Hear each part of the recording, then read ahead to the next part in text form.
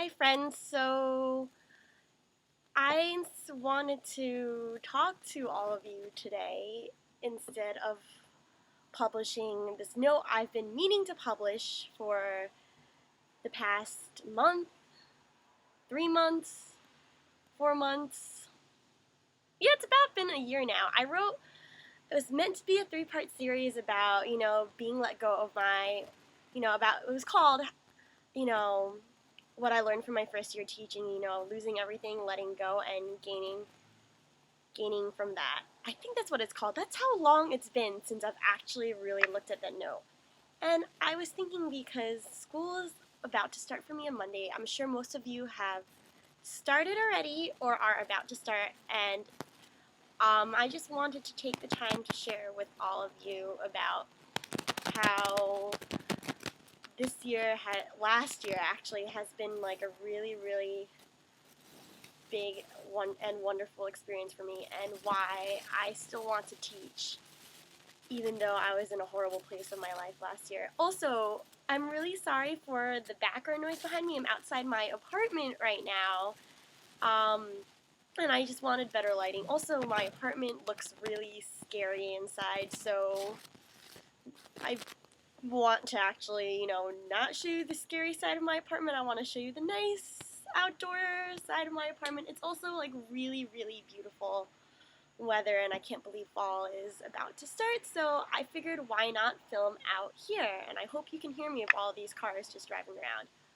So the last thing I remember writing in my second note was just about how upset I was about being let go, and how I was just really bitter, and how I was just really upset, and I felt like I failed so many of you. I felt like I failed a lot of you as my friends and my parents, and I just felt like was doing everything wrong.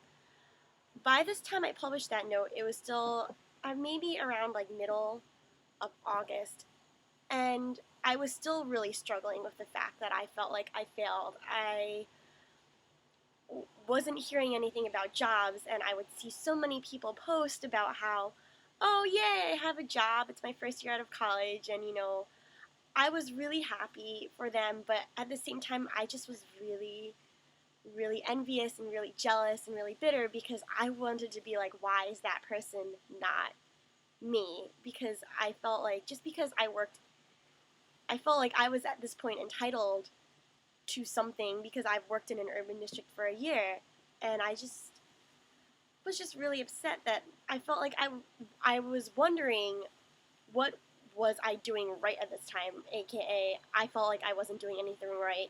So I was thinking in my head everything I have done and I could have done possibly wrong in my first year of teaching. I just was at this point where I thought I might have to go see somebody, because I was really, really, I thought at some point I was really depressed, and that I needed to really seek counseling from somebody or a professional to talk to.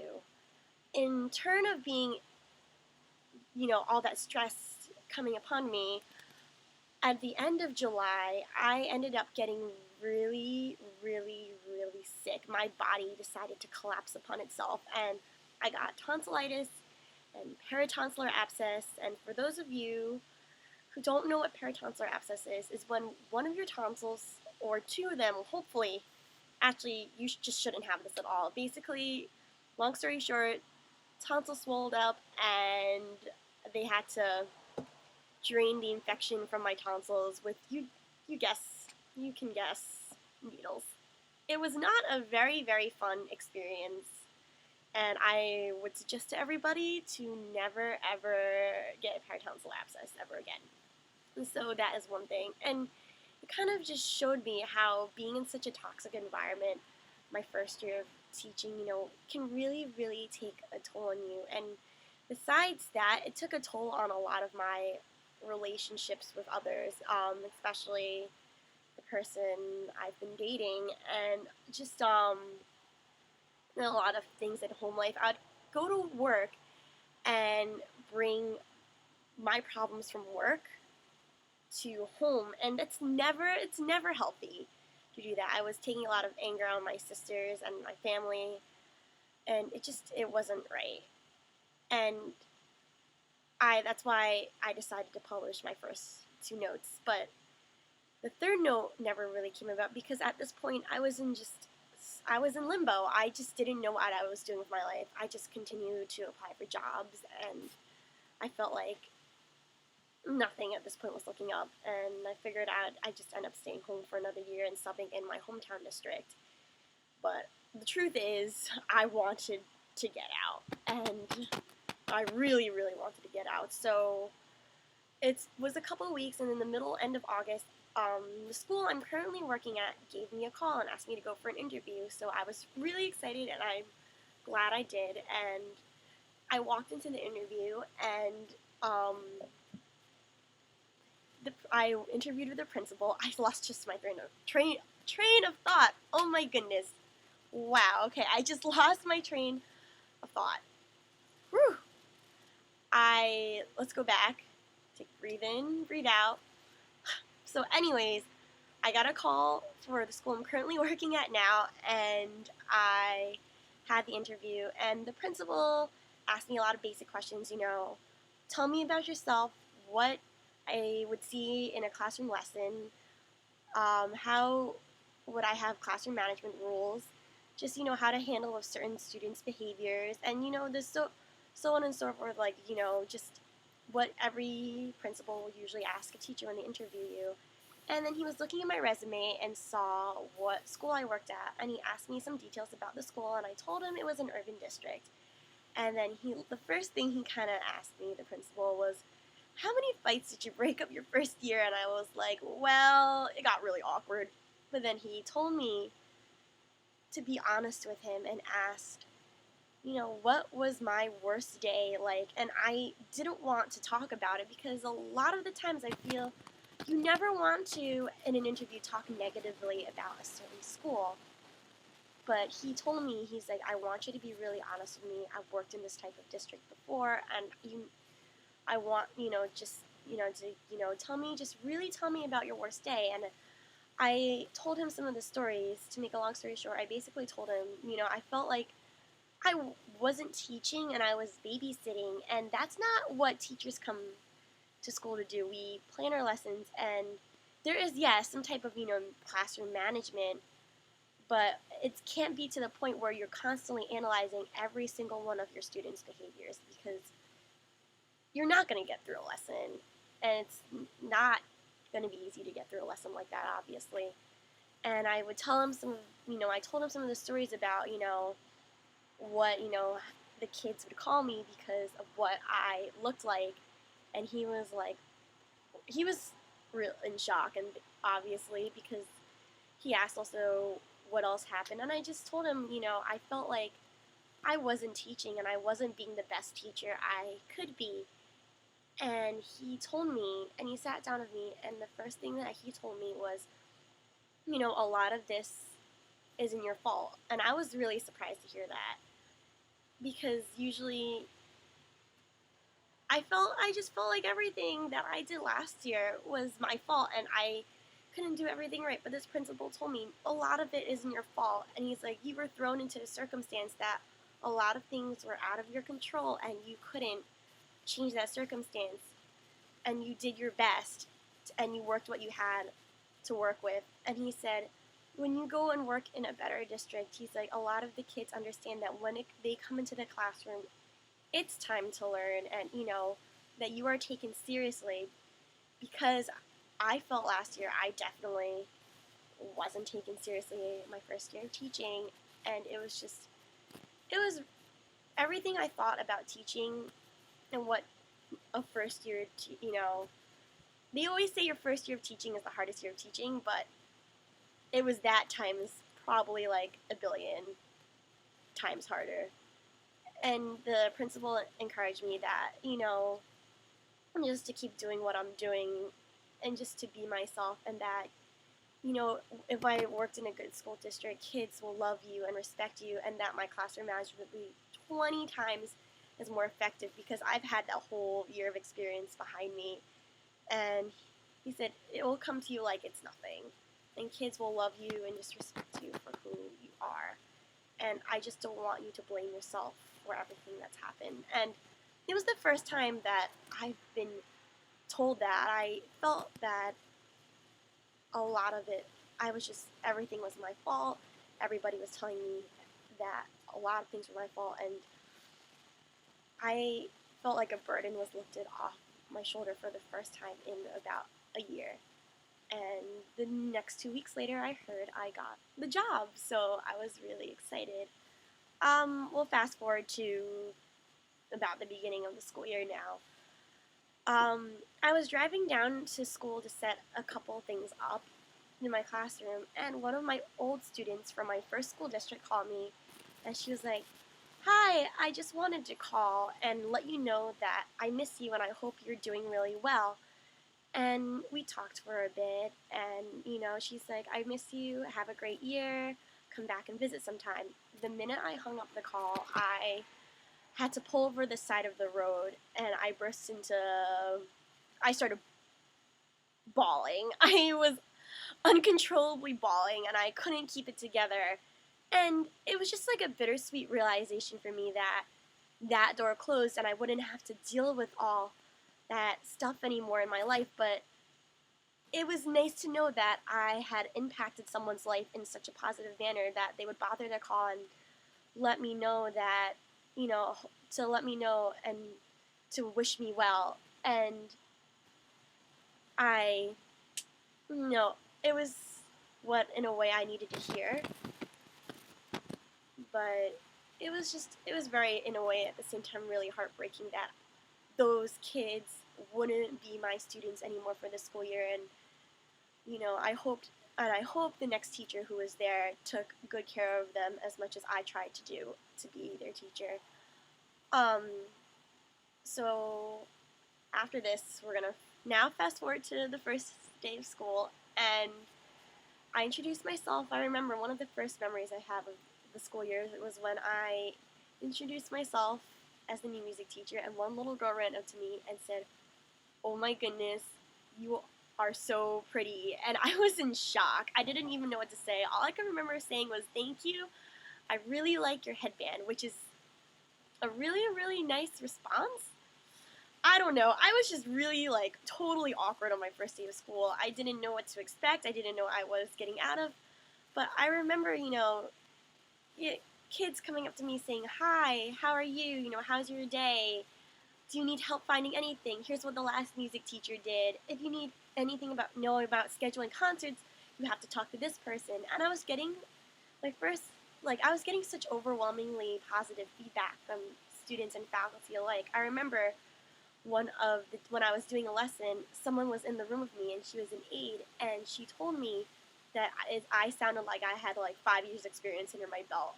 And I was like, "Well, this is my second year of teaching, but thank you." And a lot of the kids were telling me that they're really excited to come to music because they could tell I was a really great teacher. And that it was on the first week, and I was like, "What are you doing? This is my first week of teaching in this school. I don't know what you're talking about." But it felt really awesome at the same time. But I then put this really big wall around me because I didn't want to go into the school and put so much love in, because that's what as teachers, as we do, we put so much love in and we hopefully get it back. But I didn't want to do that this time because I was afraid of what would happen like it did last year. And I just put this wall around me and clung to it so tightly for so long, and I just didn't let anybody in. And I was just very, very protective, and I never really, let a lot of my feelings out. And then it hit me when we had our winter concert. Oh, it's on nose. Sorry, everyone. So it finally hit me when we had our winter concert at school, and my students had to sing "Let It Be," and they forgot to hold out the last note after the "Let It Be" part. They had to hold out the B, and all the other teachers were watching the dress rehearsal, and I was reminding the students nicely to hold the last note, and then the fourth grade teacher came up and was like, "Just hold the last note like you mean it," and they did, and something inside me broke. I don't know whether it was because everything I had bottled up inside for so long, just something about the way the kids sang triggered a reaction in me, and I burst into tears in front of all my students, and it was couldn't believe I did that. It was one of the most embarrassing moments of my life, but all the students saw, and they came down the stage and they all started hugging me, and they said, if you cry at the concert, we will cry too, because you can't cry because you just can't cry because we love you and we're really excited, and just, we just want to let you know we love you so much. And I just, I think just all that emotion from last year, finally, I let it go, and I feel like that's what music to me is about. It's just music is more than notes written across a page for me as a teacher. Yeah, I mean, yeah, reading notes is important. Reading notes is really, really important as a music teacher, but taking those notes and being able to express yourself beyond that as a music teacher, I feel like to teach students that's even more important. And I didn't cry though at the winter concert. However, I cried at the spring concert a little bit while sending my sixth graders off, and that was also really embarrassing. But I had just a really, really wonderful year, and it taught me a lot this year about why I really love what I love to do, and that um, I'm not alone, because last year I felt so alone, and I've had so much support from all the faculty and the principal and the students, and it was nice to go to school not being stressed in the morning, and it was really good to go to a place that I now really, really call my home. Um, but looking back on last year, now I guess in a way it's 2 years ago, my first year teaching, I look back on it, and I'm actually really grateful for what, though, even though it was a bad experience, I took away a lot. And one thing it really taught me is to just, you know, be true to myself, and to not let people push you around, and to stand up for what you believe in, and to not let people walk all over you. It taught me a lot to even grow up and to mature a lot. I know in college I was pretty spacey on a lot of certain things. Ooh, there we go.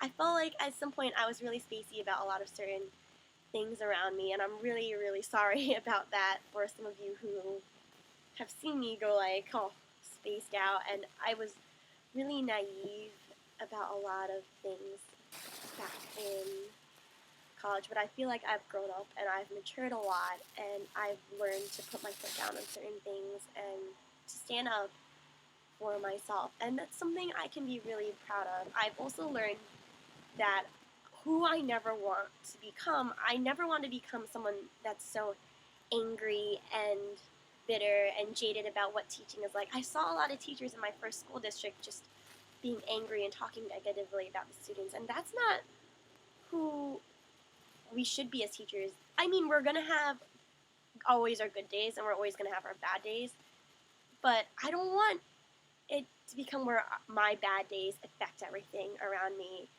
And if I had stayed there, if for another year, if they rehired me, I would have become this person I'm pretty sure none of you would like, and I wouldn't even like myself at this point. And I'm really glad that I wasn't invited back to stay for another year, and being let go is actually a blessing in disguise, because I feel like I'm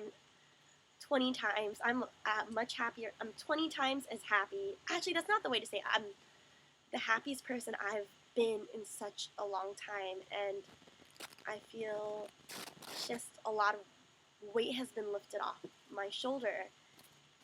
But I also wanted to share with you that even though I'm talking to you guys about standing up for myself this year, I have actually recently endured a situation that's actually lasted me for a year and a half, 2 years. I was being constantly bullied and harassed by a certain person. To not go into too much detail about my personal life, I just wanted to share that I was being bullied and harassed by a certain person just because of what I stood for and what I believed in certain aspects of my life. And it got to the point where it was email harassment. This person would do negative things, such as posting things that shouldn't be acceptable to post on social media.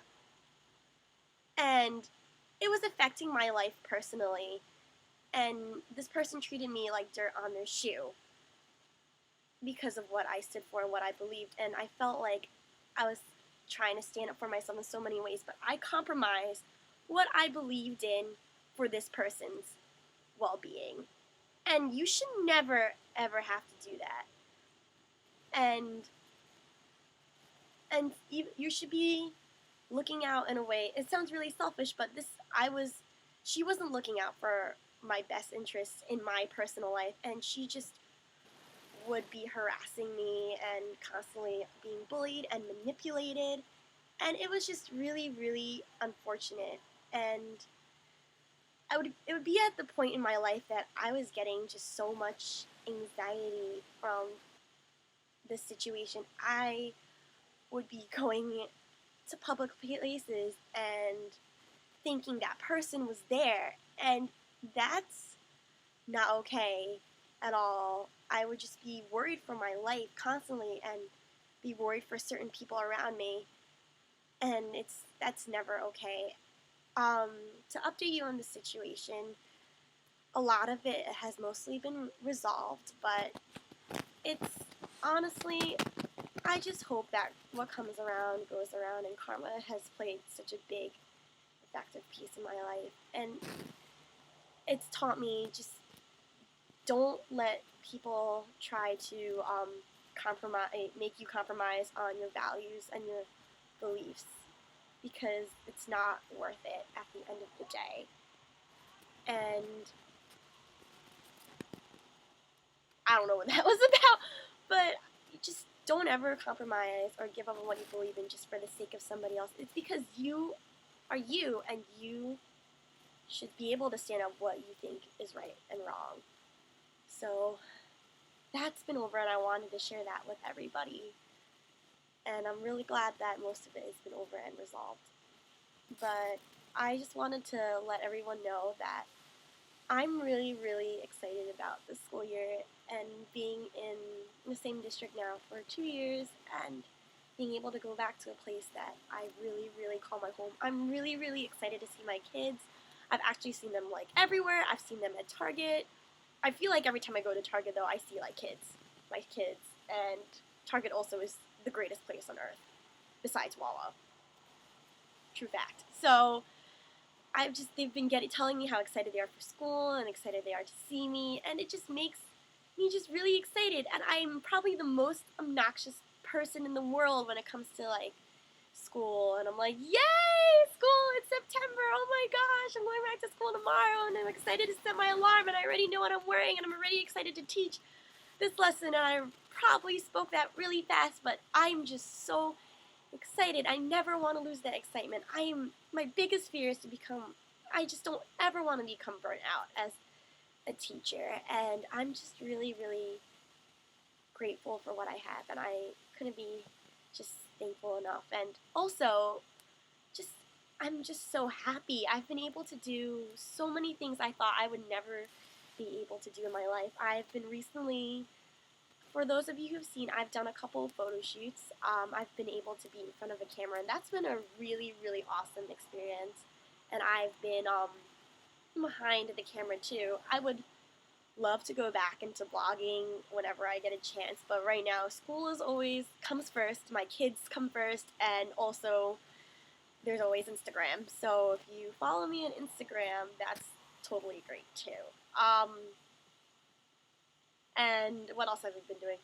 Oh, I've been able to play a lot more, like instrument-wise. I've been playing ukulele a lot. I also recently acquired a guitar from somebody, so that somebody who knows or who he or she is, thank you very much. I've been playing guitar a lot, and I've been playing my flute a lot more because I felt like I lost a lot of that joy when I was working my first year of working in that urban district. And you should never lose that. Musicians, you should never lose that sense and feeling of wanting to play your instrument. And that's one thing that we should be constantly reminding ourselves that, you know, that's how we express ourselves, and to never, ever, ever forget that. And I've been also, besides playing, I've been seeing a lot of concerts. I just recently saw John Mayer, and John Mayer is one of the most incredible musicians live, and I've been really glad I got the opportunity to see him live this year. And I just wanted to wrap up with this. I know there's a lot of changes in school with testing and, trying to teach the curriculum, but remember, as teachers, why are we teaching? And I feel like we forget that sometimes.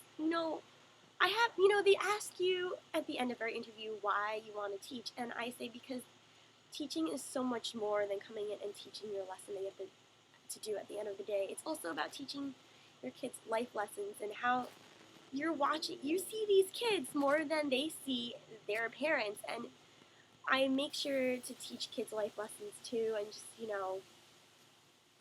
making sure that school is the best years of their life, especially the elementary age, because that's when you really, really shape the kids at a really, really young age. And just, even though there's all this standardized testing and teaching to the test, just remember why we're here as teachers is because we love what we love to do. We want to show our kids that there's so much more in life, and that